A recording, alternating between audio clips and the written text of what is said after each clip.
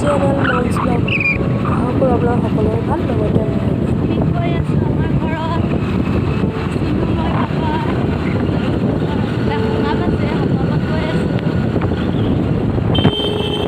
এয়া আমাৰ লখৰাৰ বুট বজাৰৰ ওচৰৰ চাইকেল ট্ৰেক। আপোনালোকে দেখিছে চাইকেল চলাই আহিব পাৰে ইয়াতে। তাৰপিছতে মই পেহীৰ ঘৰত গৈ পালোঁ। পেহীৰ আজি 4মহীয়া সকাম আছিলে আৰু তাত আমাক যোৱাৰ লগে লগে ভাত খাবলৈ দিলে। আমি ভাতো খাই ল'লোঁ। তাৰপিছতে সন্ধিয়া মাৰ ঘৰত আহিলোঁ। মাৰ ঘৰত এনেদৰে চাহ, কেক এনেদৰে খাবলৈ দিলে। এয়া মায়েও খাই আছে, লগতে মই গাখীৰ চাহ খাই আছোঁ। মই লাল চাহ নাখাওঁ, সেই গতিকে।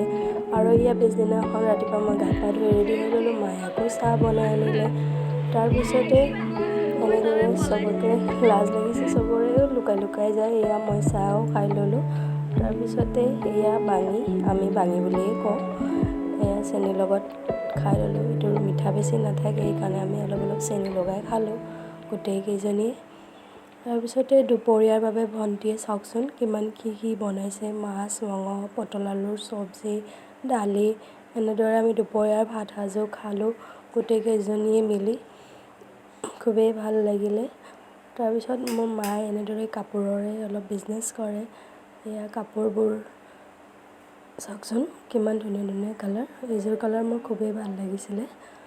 আৰু এয়া মায়ে চিলাই আছে, এনেকৈ পাৰিও লগায়, লগতে পাৰি লগোৱা হোৱাৰ পিছত দহিও গুঠে এনেদৰে।